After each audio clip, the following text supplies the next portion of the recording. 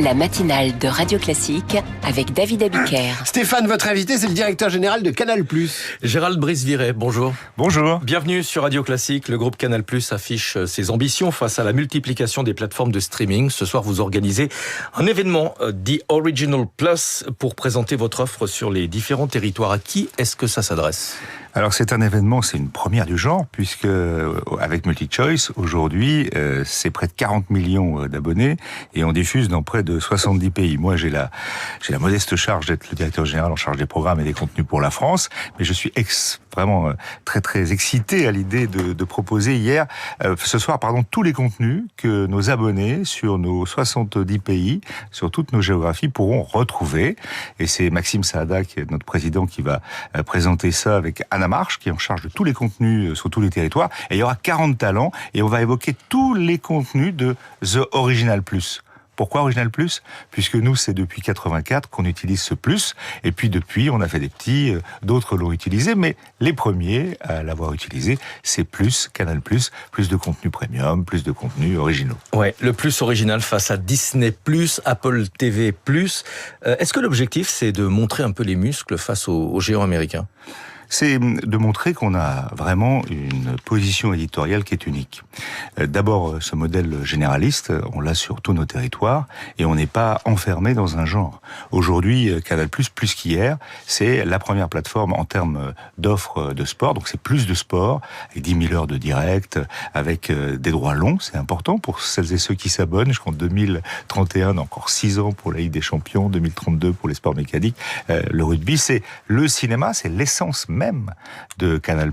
Nous sommes le premier partenaire du cinéma depuis 1984, et c'est vraiment une originalité française et francophone, et dans tous les pays nous avons des spécificités, des séries dont tout le monde parle, des divertissements, là on a en ce moment les loups-garous, et on a plein de nouveautés à montrer ce soir aux journalistes et sur toutes nos entités. Comment est-ce qu'une plateforme française, francophone, peut rivaliser avec les géants américains du streaming ? Est-ce que potentiellement, nos contenus, ceux que vous produisez avec le studio Canal, peuvent intéresser les Américains ?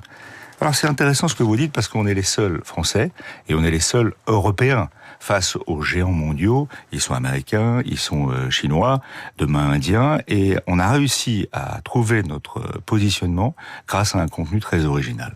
Dans chaque des territoires, et moi je vous parle de la France, mais mon collègue de l'Afrique francophone ou anglophone pourrait vous en parler, dans chaque territoire nous avons une spécificité avec des contenus extrêmement forts localement. C'est ça la force de Canal+. On l'a vu en France, quand je vous parle de Florence Foresti avec Désordre, quand je vous parle du Flambeau, La Flamme, d'Argent et de Sang, c'est une spécificité française. Par exemple, le cinéma, nous sommes les seuls à présenter. Je vous ai pris par exemple les derniers films, les meilleurs films des Césars. Eh bien, il y a Pérez, Anatomie d'une chute, La nuit du 12, Illusion perdue, Adieu les cons, Les Misérables. C'est financé par les équipes de Canal+, et on est vraiment les premiers en termes de cinéma. C'est la force du contenu local qui va pouvoir aussi s'exporter.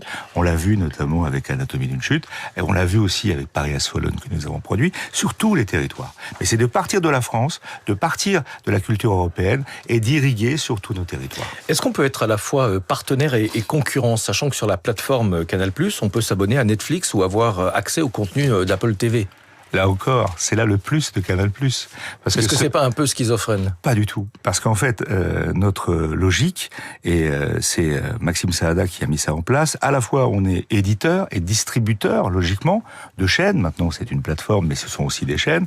Et c'est vrai qu'en passant un accord avec Netflix, avec Apple, avec HBO Max, Paramount+, Being, Eurosport, Dailymotion, on est aussi la plateforme des plateformes. Ce qui permet à un abonné de Canal+, un foyer abonné à Canal+, d'avoir accès aussi à toutes les plateformes selon s'il veut plus de séries, s'il veut plus de sport. Et c'est ça la force de Canal+. Et là, c'est encore un plus qu'on rattrape au passage. Je vais vous parler d'infidélité. Comment est-ce qu'on retient les abonnés qui veulent partir ? Le fait d'être justement, comme vous le dites, la plateforme des plateformes, est-ce que ça vous permet de les garder plus longtemps ? On voit bien que les jeunes aujourd'hui ont tendance à s'abonner à l'une ou l'autre des plateformes et puis la quitter dès qu'il n'y a plus de séries qui les intéressent.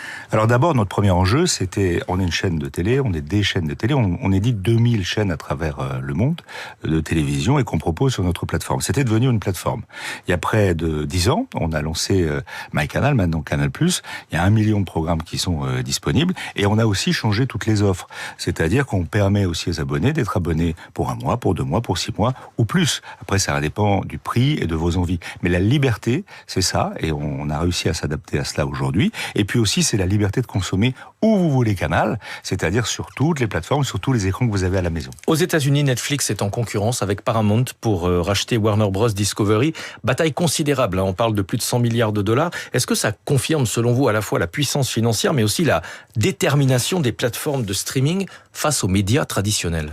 Alors, effectivement, aujourd'hui, on est face à des concurrents qui sont extrêmement agressifs, mais on a la chance d'avoir des concurrents avec lesquels on est partenaire. Vous parlez de Netflix. Netflix, c'est un partenaire. Warner, avec HBO Max, est un partenaire. Ils sont ensemble, nous sommes avec eux.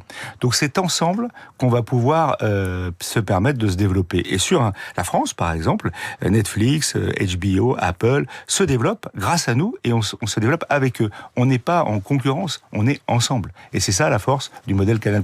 Et Netflix, notamment, on a réussi à l'étendre sur toute l'Afrique. Et aujourd'hui, nos abonnés africains peuvent avoir Netflix via l'abonnement Canal. En France, Canal+ reste le principal financeur du cinéma, même si les montants ont diminué ces dernières années. 150 millions d'euros pour 2025, 160 millions l'an prochain, 170 en 2027. Est-ce que vous avez pour vocation à rester le principal financeur du cinéma français ? C'est notre volonté, c'est notre souhait le plus cher. Nous avons comme volonté d'être le partenaire le plus longtemps possible. On l'est depuis 1984. Tout le cinéma français, le plus beau cinéma français, est financé quasiment à 99% par Canal+. Et c'est notre force. Le cinéma, nos abonnés aiment le cinéma, ils s'abonnent pour le cinéma, ils regardent le sport, ils regardent beaucoup les séries, mais le cinéma est notre enjeu. Et aujourd'hui, il faut se le dire, après 6 mois en salle, vous avez les meilleurs films sur Canal+, parce que nous surinvestissons, vous l'avez dit, près de 500 millions sur 3 ans.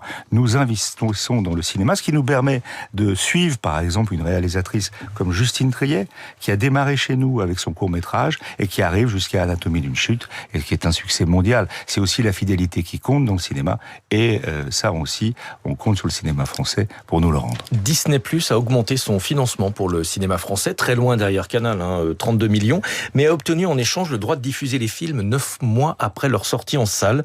Est-ce qu'il n'y a pas un risque que cette bataille remette en cause la chronologie des médias ? Alors, c'est 9 mois pour Disney, c'est 15 mois pour Netflix, et 6 mois pour nous. En fait, ça dépend du montant que vous mettez dans le cinéma français. Nous, ça fait depuis 84 qu'on met beaucoup d'argent parce qu'on y croit dans le cinéma français. C'est une recherche incroyable. Et en plus de ça, vous l'avez dit tout à l'heure, nous avons comme partenaire, nous avons dans la maison Canal+, un des plus beaux studios français qui est Studio Canal, le plus beau catalogue européen de films. Donc ça, c'est une force. Donc évidemment, je trouve que c'est stimulant de savoir que des concurrents s'installent sur le cinéma, et je pense que c'est bon in fine pour le cinéma. Mais Canal+ souhaite et restera être le premier partenaire du cinéma français. Merci beaucoup Gérald Brice-Viret, directeur général de Canal+. David, vous m'avez traité de décodeur, du coup je vous rends en retard. Oui, je vous conseille ce soir sur Canal+, 21h10, Partir un jour, ce qui va vous arriver dans un instant.